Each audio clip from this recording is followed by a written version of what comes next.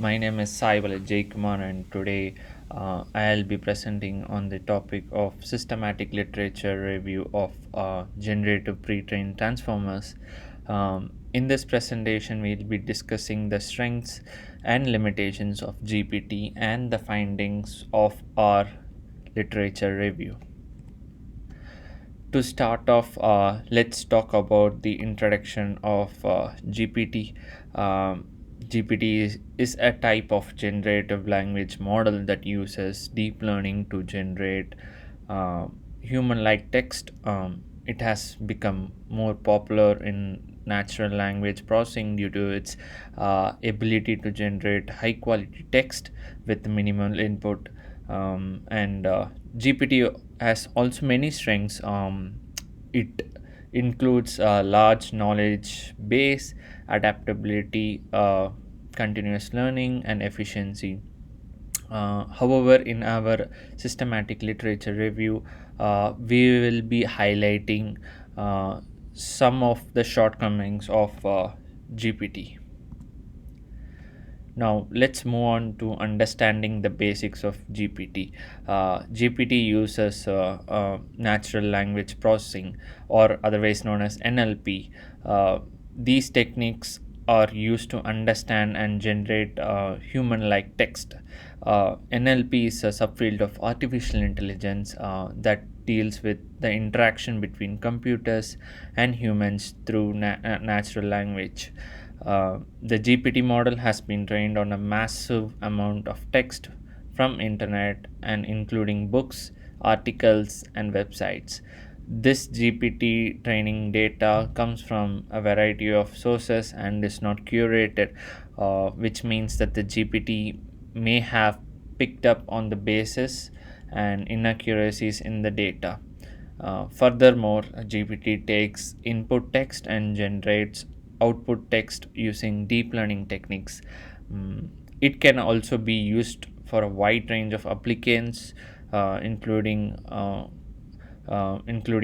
text compilation, summarization, and translation.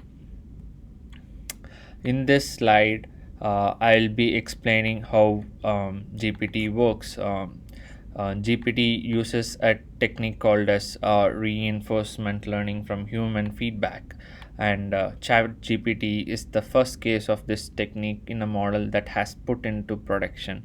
The technique of reinforcement learning from the human feedback consists of three steps. So the first step includes creating supervised fine tuning, otherwise known as SFT model. The first thing to do is collecting data in order to train a supervised policy model, referred here as SFT model. For human data collection, the human labelers were asked to create a ideal output given a prompt. Using this data set, the developers of the Chat GPT fine-tuned a pre-tuned model from the GPT 3.5 series. Coming to the second step, in this step, we create a reward model. Instead of asking the human laborers to come up with a bigger data set, which we saw in the first step, the developers of ChatGPT came out making the reward model. The goal of this model is to learn an objective function directly from the data. The reward model is trained to rank the output generated from the previous step in the order of preference. Now, coming to the third step, this step fine tunes the SFT model using policy proximal optimization.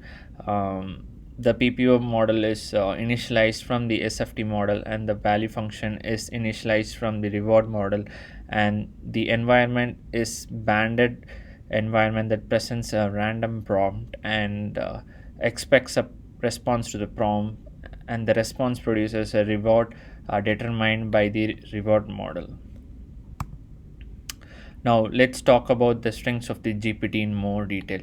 Uh, One of the strengths of GPT is its large knowledge base. GPT has been trained on massive amounts of data set, which allows it to generate high quality text. Another strength is its adaptability. GPT can be fine tuned on a specific data or a domain to improve its performance.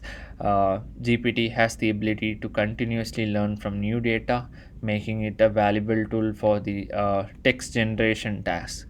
Finally, GPT is a very efficient in generating text, which makes it ideal for real time applications.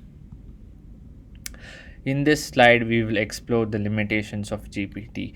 Uh, we we have uncovered through our systematic literature review.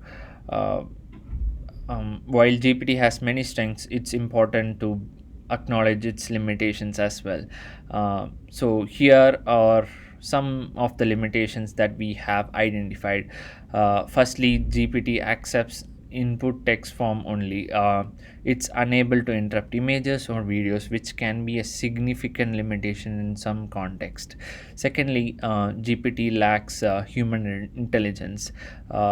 It is not able to detect or respond to the emotions in a meaningful way, which can be a problem in applications where emotional intelligence is important, such as customer service.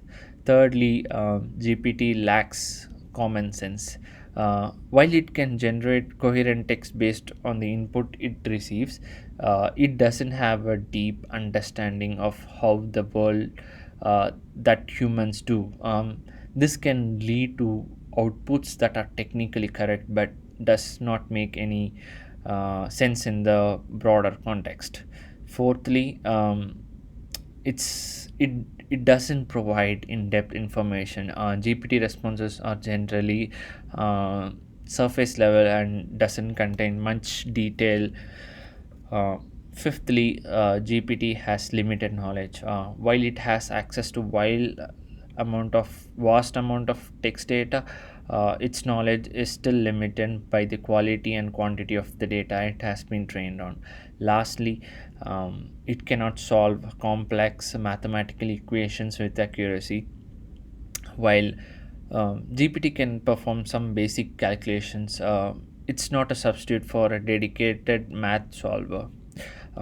So it's important to keep this limitations in mind while using GPT in different context. Moving on, we have some examples that showcase the limitations of GPT in real life scenarios. One example is lack of real time access. ChatGPT does not have real time access to the current informations or events. For example, if you ask how is the weather in Las Vegas, ChatGPT may not provide you with the latest information. And another limitation is lack of information about the events after 2021. The ChatGPT's training data goes up till only 2021, and so it may not have information about events or developments that have occurred after that time. For example, if you ask ChatGPT who won the 2022 FIFA World Cup, ChatGPT cannot provide you with a definite answer.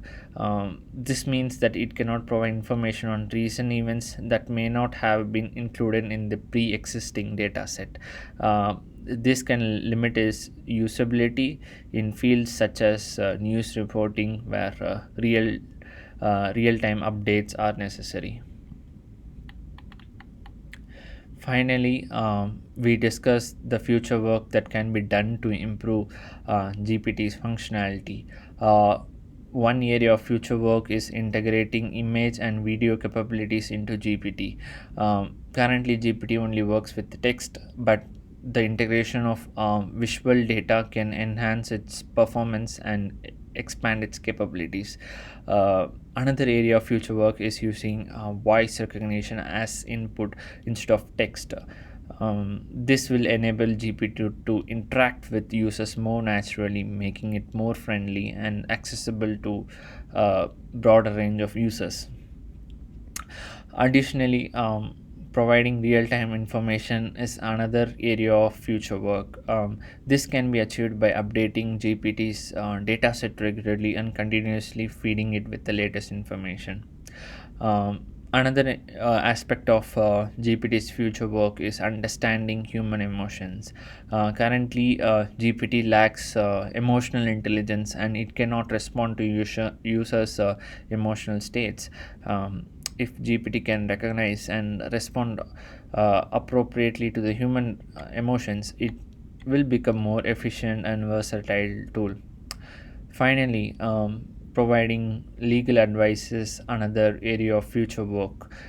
With its vast knowledge, GPT has the potential to become a future tool in legal professional, helping lawyers and legal professionals with research and analysis. To sum up, GPT is a powerful tool with many strengths, including its large knowledge base, adaptability, continuous learning, and efficiency. However, it has some limitations such as